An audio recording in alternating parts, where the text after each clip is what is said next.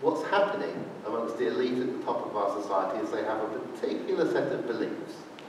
And what I've done in the book Injustice that this talk is based on is look for the evidence of their beliefs, look for what they say, pick out those kind of statements they make.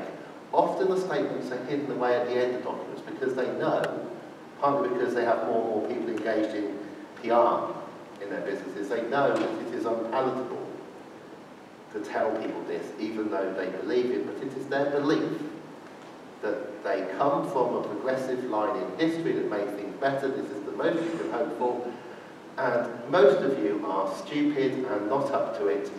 Only a few people are really, really able, and they need to be rewarded with salaries of 160, 200, 100,000 pounds a week, because that is what the market rate is, because the market is dividing the useless people from the very valuable people. And the useless people need to be forced to work, and they need to live in fear of not working because they're lazy, otherwise they won't work. Young people who can't find a job need a 3-week boot camp teaching them interview skills. Can you imagine a country full of young people who've all learned more and more interview skills? Is this going to create more jobs? Or is it just going to make the process of sitting there on the other side of an interview even more painful as you watch another desperate young person try their hardest to get a job when you interview 4 or 5 of them for that really crappy temporary job that you have made available for 6 months that year? Where do these beliefs come from? They come from this kind of distribution. This is the distribution you get from international economists who measure people's educational ability. And in 2010 they used these words to describe the different children that they measured. This is actually from the Netherlands, this particular distribution. By 2015, when they updated the book, they'd taken the words off the website. But the methodology, the statistics of how people are graded was exactly the same. And if you look at the PISA numbers,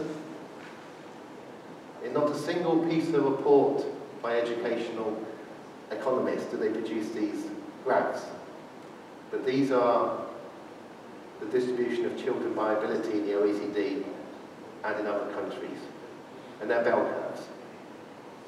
So you might think, why are they bell curves? Why do they look like bell curves? They've tested all these children and they get bell curves. It's a very simple reason why they're bell curves. When the PISA people from the OECD get the data on testing children in different countries, they adjust all the test results, they standardise them, they bring them in, they apply a correction to them, so that they all look like a bell curve. And that's the data that's given out. You don't get bell curves like this from actually testing children. It's changed. And what it says is you have a lump of completely unable people, and then you have some sort of pretty fists dragging along the ground people, and then some slightly functional people who might be able to read and write but not much more. And then a few people who could be given a little bit of responsibility, but they're never going to be able to do much. You wouldn't really want them running a school or something. And then you begin to head into the area of people who are a bit special. And maybe it's their genes, maybe it's something else, maybe it's their family, maybe it's the moral scope they come from. They've worked hard and they're in near to the top group, and then you've got the top 2%, truly gifted. Which of course for people who believe this kind of thing, that's their children.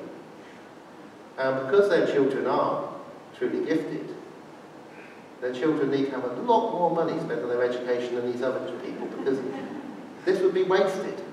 It would be wasted on them. So you have schools in this country where 20, 25, 30,000 pounds a year is spent on the education of the special children. And the only justification for that can be that if you can just select the right ones, either from the good breeding, and how can you tell good breeding? Well, it's good money.